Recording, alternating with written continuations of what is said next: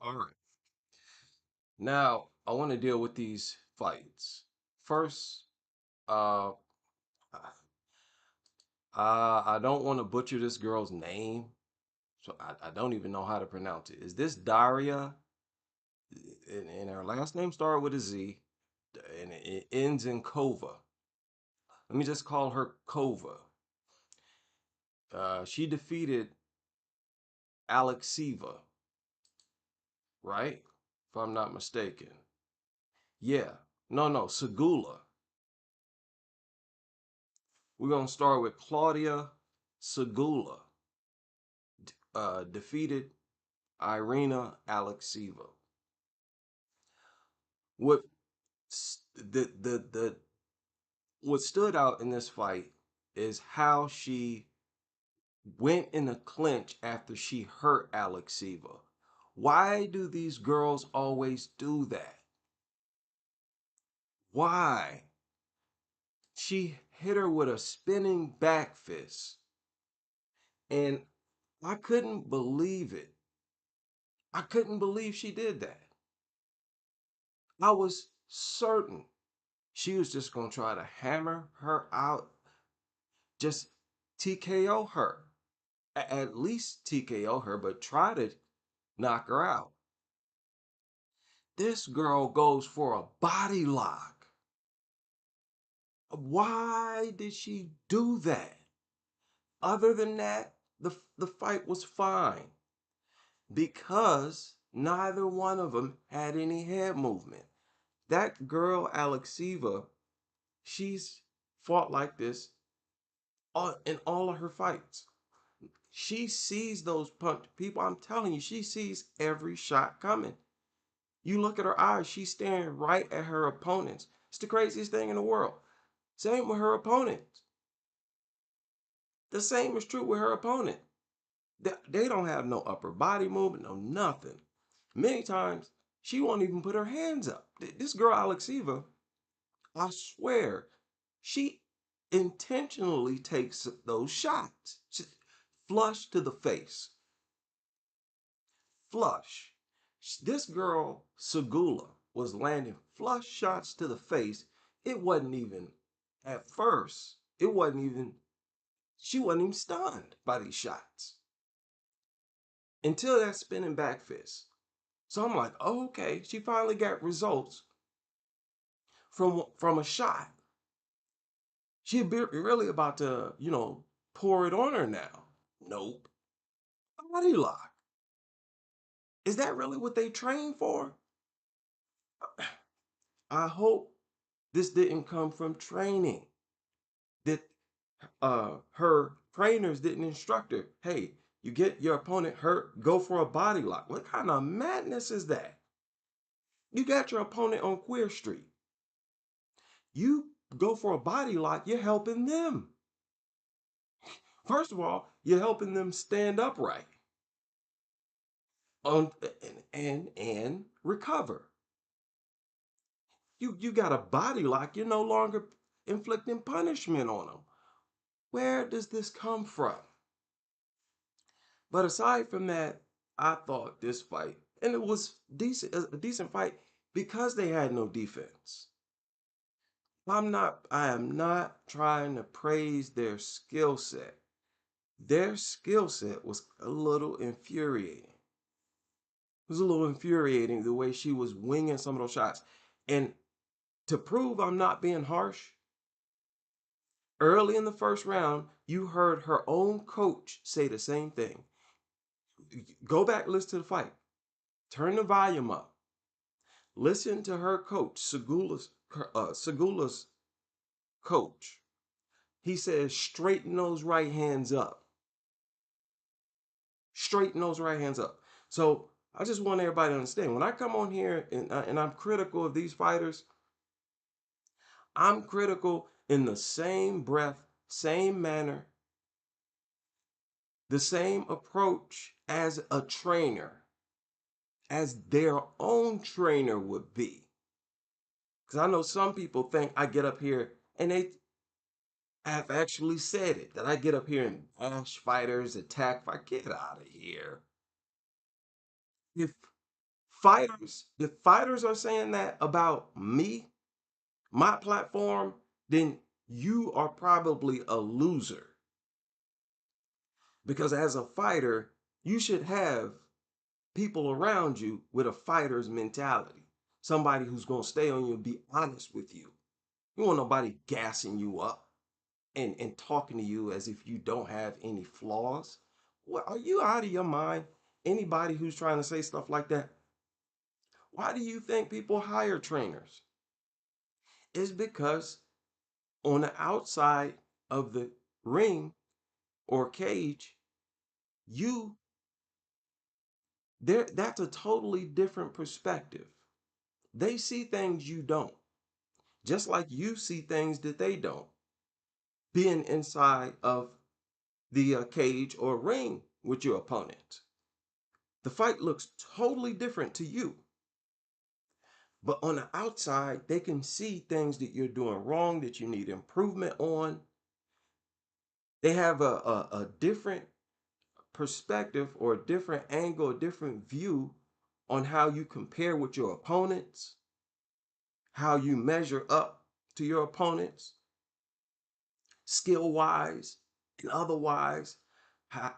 A lot of times, fighters don't even know that they have been hurt in a round, that their knees may have buckled and things like that. You have no idea how many things these trainers inform and say and see from the outside of the cage. This is what they need to hear. I'm not here to gas nobody up. Straighten those flipping right hands up. Straighten them shots up. You see this girl don't move her head. She's taking those shots on purpose. Don't throw haymakers. She's out here throwing haymakers and really not getting as much leverage and power on them. You actually taking some of the power off by not straightening up them shots and aiming for her jaw. But they kept firing shots. As bad as it may have looked, what carries these women's fights is their activity level. What keeps them entertaining to watch is their activity level. That's why I don't think there's any excuse for them to stink up the joint. Literally, all you two have to do is stay active. Throw shots out there and actually try to land them. We will give your tech or lack of technique a pass. We'll give it a pass. Most fans, how many times have we proven this?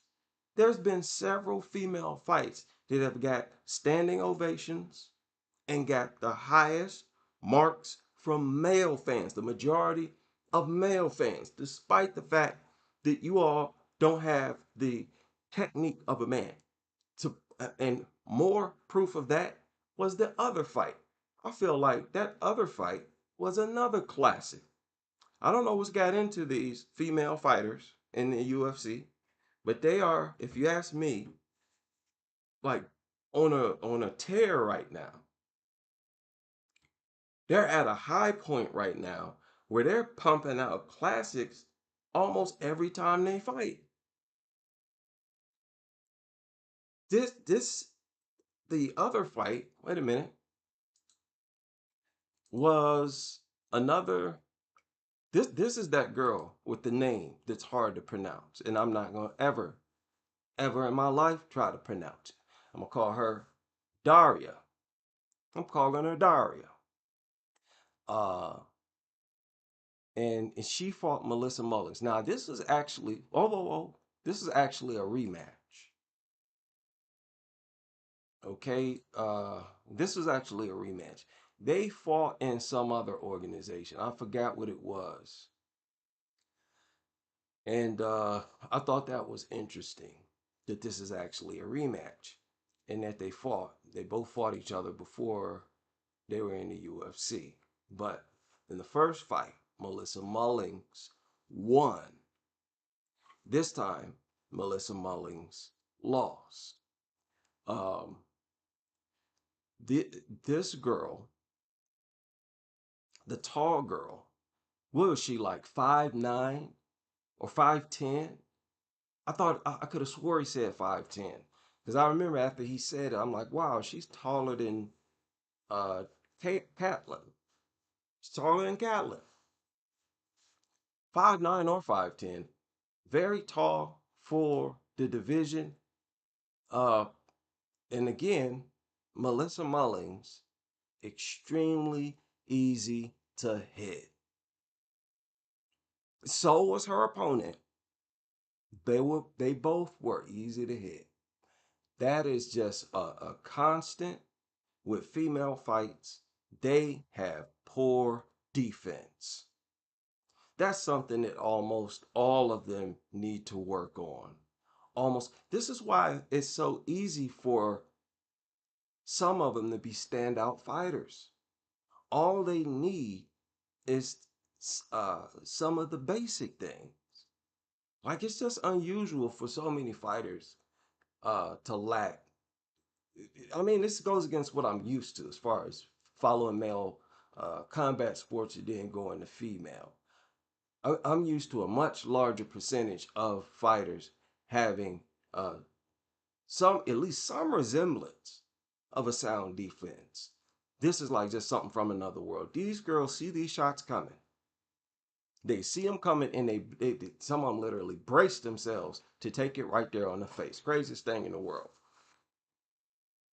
Now, the tall girl, I don't know if y'all remember, she lost her UFC debut and uploaded a video crying on the I think it was a TikTok. She immediately after the fight, she was upset because if I'm not mistaken, her UFC debut, which was right before this fight, was her first loss in a very long time. Let me look up this girl's. Um, I gotta look up her record here. Give me a second. Oh, wait a minute. No, that's not it. What is this? Darya. Is it this? Yeah, this is Darya. Okay. Go to Sure Dog. I'm not mistaken. This is that was her first loss. Her UFC debut was her first loss in like 8 fights or something like that. Now, the thing is, both fights were at bantamweight.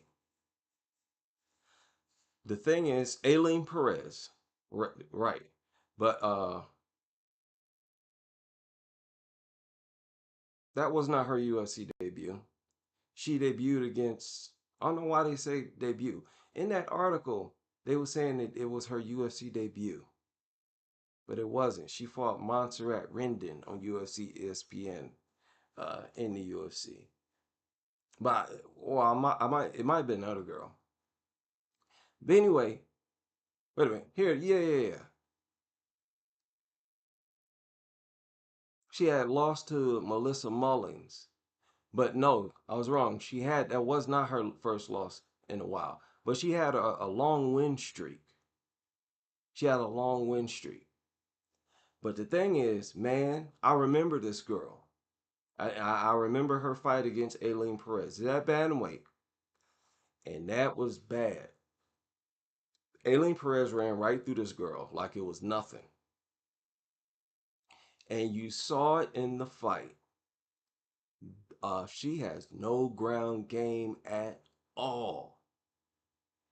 You get her down, it's a wrap. Now, uh, she's willing to bang it out, and this is like a purely boxing match.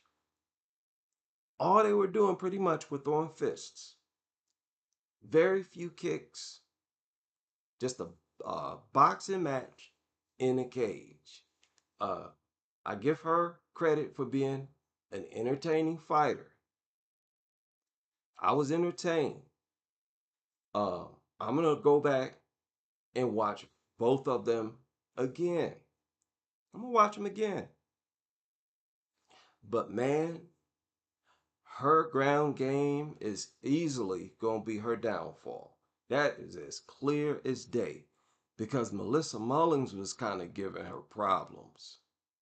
And that's why Mullins is trying to take her down now. Granted, she might have a little defense, but Aileen Perez, it looked too easy just then. And I thought she was looking bad. She got on the ground, looked like she didn't know what she was doing. She didn't know how to get up. What was this? What was that moment where she just didn't posture up? Was that her? It might have been the other fight. See, I needed to remember. What was that? I think it was the other fight where she just right. No, it was right here in this moment. It was the other fight. I think so. Where she just wouldn't posture up. She was on top of her in full mount. The other girl wasn't even holding her down, and she just wouldn't posture up and at least try to ground and pound her out. It was the craziest thing. I'm like, what is going on? I didn't forgot which fight it was, but that was crazy. That was crazy, and that can't happen because she wasn't inflicting no damage.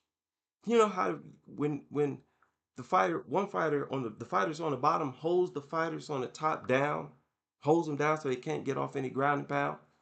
They'll reach up, grab them by the head. That's how she was. So when the person on top is throwing punches, there's not no real leverage or damage. You see, and the girl that was on bottom, that was Alekseeva. The girl that was on the bottom, uh, excuse me, the girl that was on the top, or the girl that was on the bottom let go and was throwing punches. And the girl that was on top was still laying down, throwing punches back. I'm like, what? Why didn't you just posture up? She had her in full mount. I mean, this was full mount. I'm thinking that was this fight. Oh man, I had to slap myself to make sure I was still awake. Like, what am I looking at here? In both fights at bantamweight, I'm looking at here. Girl that just don't want to posture chooses it. You think it's just as effective to lay in this position right here and throw punches? Y'all know when they're in this position right here and they're throwing punches, those punches don't have really no impact, no damage. You have no leverage at all. You will get pretty good leverage if you posture up and rain down punches and elbows, punches and elbows. And if I'm not mistaken, they allow that 12 to 6 elbow. Now you can go to town. You can tee off on them. So if they let go, posture up. What are they teaching these fighters? What are they teaching these fighters? That was one of the craziest things I ever seen in ever in WMMA. In MMA period. MMA period. Maybe something was going on there. Was there something that going on that I'm not aware of? That girl straight up and down laid on top of her opponent who wasn't holding her and was throwing these ineffective punches from that position rather than posturing up already in full mount. Lord, take that out of the fight. That we could have gone without that happening. That's all I'm saying. And I want to see that happen again. Aside from that, this was like a crazy fight because both of them took a lot of punishment to their face. They took an unusual amount of punishment to their faces. Both of them. Both of them. Yeah, like as I'm watching this, I'm like, is this what y'all really wanted to do? I've always thought that a lot of girls try to clinch and wrestle to avoid sustaining excessive damage to their face. Rose spoke on it. She even suggested that Carla felt the same way. In the back of my mind, like I've always thought that, like every single fight, I think in the back of my mind that to some extent these girls do not want to take excessive damage to their face. They're girls. They're girls.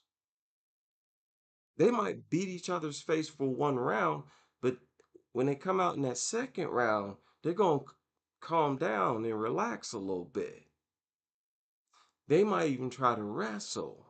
Like, okay, we're hitting each other easily.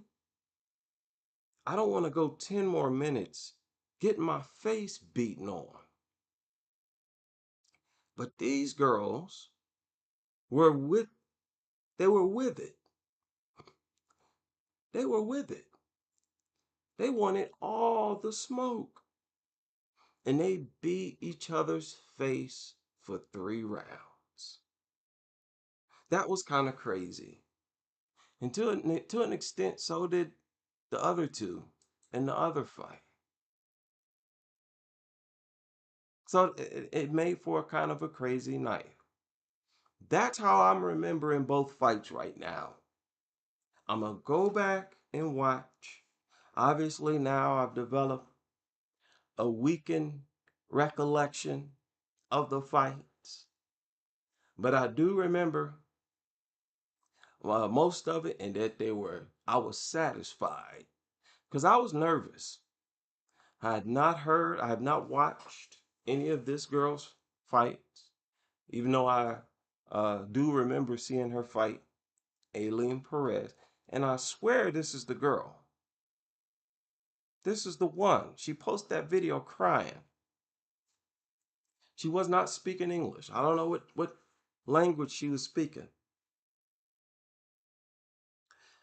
Uh, and I'm like, okay, there's a high chance they're gonna stink up the joint. And they're back to back,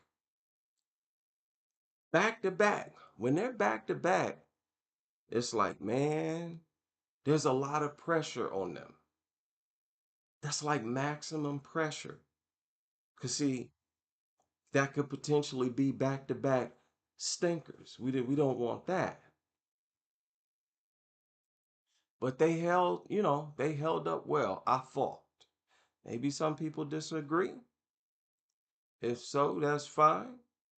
But I thought they spazzed out. I thought they kind of spazzed out properly. Spazzed out properly in these fights.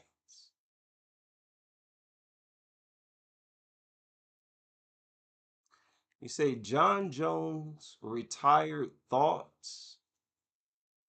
I don't think about John Jones, to be honest. Be honest. I don't think about that fiasco between John Jones and Tom Aspinall at all, because John Jones is an extreme weirdo. Dude is an extreme weirdo. And UFC is like a circus, extremely unprofessional. It's like a zoo. And it's always something crazy going on in the UFC. I thought the main event was more interesting, far more interesting than what's going on with John Jones and Tom Aspinall. Uh, Tom Aspinall should he should stop focusing on John Jones and just see himself as the champion and move like it, you know. Simple as that. He should move like the champion. Uh, but yeah, uh, the females did well, and hopefully they can keep up the good work.